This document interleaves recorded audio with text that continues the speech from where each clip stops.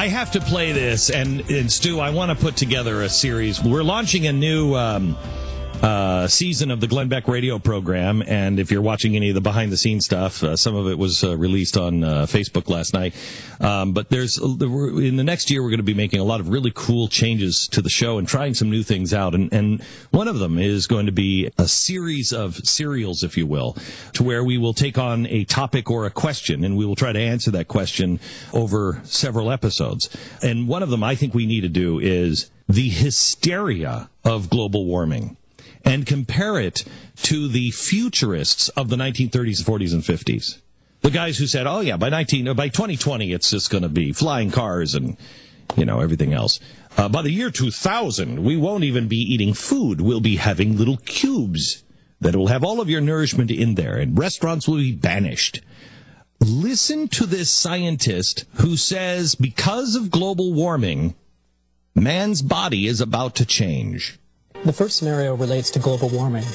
We imagine that the ice caps are melting, we see a drastic rise in sea levels, and humans are forced to live in an underwater community. And so what we might see is changes to our body which help us to swim better. For example, we might see a lengthening of our fingers. This might cause us to evolve webbed fingers and toes. Oh. Another critical thing that we'll need to do is to be able to see in low light conditions, which we find underwater. And perhaps most striking, we might see something called a nictitating membrane. And this is essentially a third eyelid which helps protect the eye in an underwater environment. That's Dr. Matthew Skinner. Now, nowhere does he say that we're going to have gills so we can breathe underwater, which would be a good safety tip. But our fingers are going to grow longer. We're going to get webbed fingers, webbed toes, and a new eyelid so we can see underwater. Sounds awesome. I mean, getting around quicker in the water. Plus, we're not going to die. We're just going to adapt. We're going to evolve, right? It shows. So what's the problem? What's the problem? Oh, the Earth is going to destroy. No, we're all going to be living. We're just going to be living like Aquaman. It's just crazy.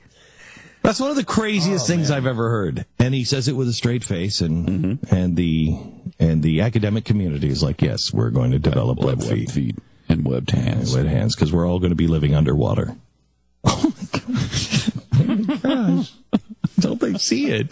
They just don't see it, do they? It's kind of embarrassing, isn't it? It really is. It's kind of embarrassing that they will go to these lengths. And again, it does kind of disprove their own thesis, doesn't it? Like their point is, oh, we're all going to die and there's going to be no humanity left. Well, no, I thought we're going to evolve. We're going to progress. There you go. We're going to progress into something even better. It's progress. Can you imagine if a conservative said this? Look, yeah, there might be some global warming, but we're going to get gills, and we're going to get Can you imagine? eyelid. How do you say that except to a group of maybe first graders who will accept that? Who accepts that we're going to grow longer fingers, webbed feet, webbed toes, and a third eyelid? Come on. It's just another series in the series of scare tactics that makes you think, oh my God, we're going to get webbed feet. I don't want webbed feet for my children. We need to make America great again. No more webbed feet. Let's go to